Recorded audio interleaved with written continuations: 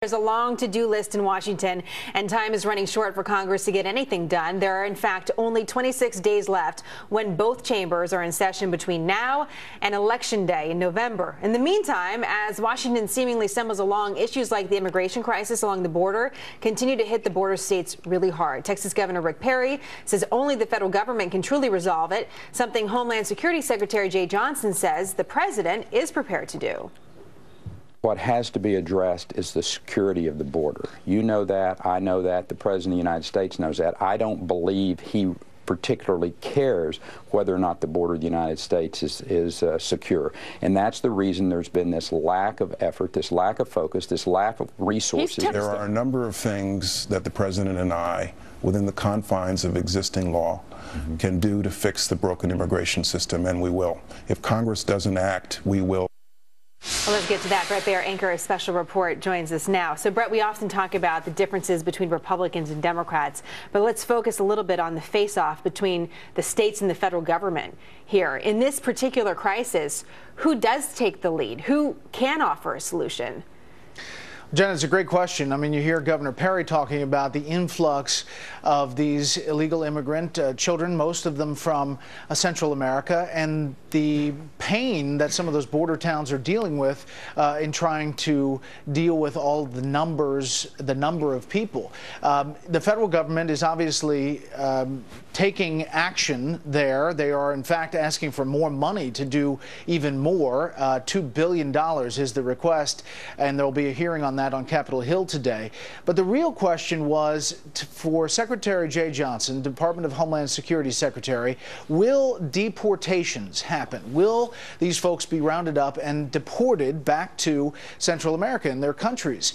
He would not answer that question directly, posed that question numerous times, and I think that the battle on Capitol Hill now has to deal with that. Why whether won't he, they'll Bret? go back or not. Why won't he answer it? Does it seem that the administration, according to your sources and your reporting, simply doesn't know what to do, or do they simply not want to say what they truly want? Well, I think it's a combination of both of those. I don't know if deportation of all of those folks is going to be something that happens very quickly. Deportation hearings can take a long, long time. And now you're dealing with upwards of 50,000 kids and maybe as many as 250,000 total illegal immigrants since April.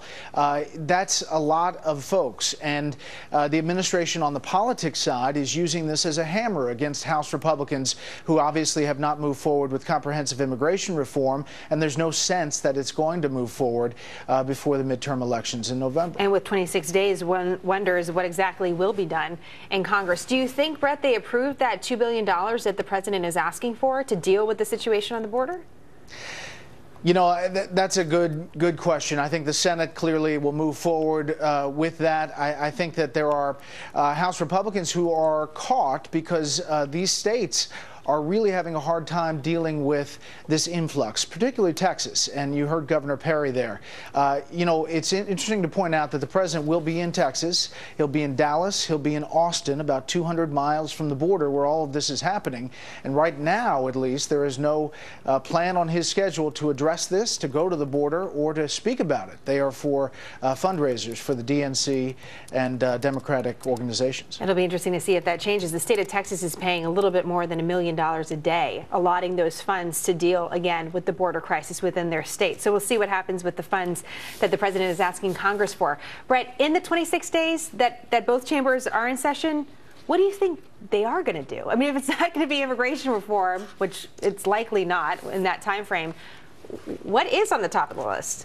Well, it's a great question because, as you know, you get closer to an election, things grind to a halt, even more than they're grinding to a halt in a normal time. So as you get closer to getting through these primaries into a general election into November, there probably won't be a lot that gets through Congress. There is outside hope about corporate taxes and something to do on the tax front, but some bipartisan consensus ahead of a very partisan election, highly unlikely. That's certainly a lot to still talk about. Even though that they may not accomplish anything, Bret, I know Special Report still has a lot to say each and every We have day. a lot to cover. That's right. Bret, great to see you early as always. Thank you. We'll see you, Jenna.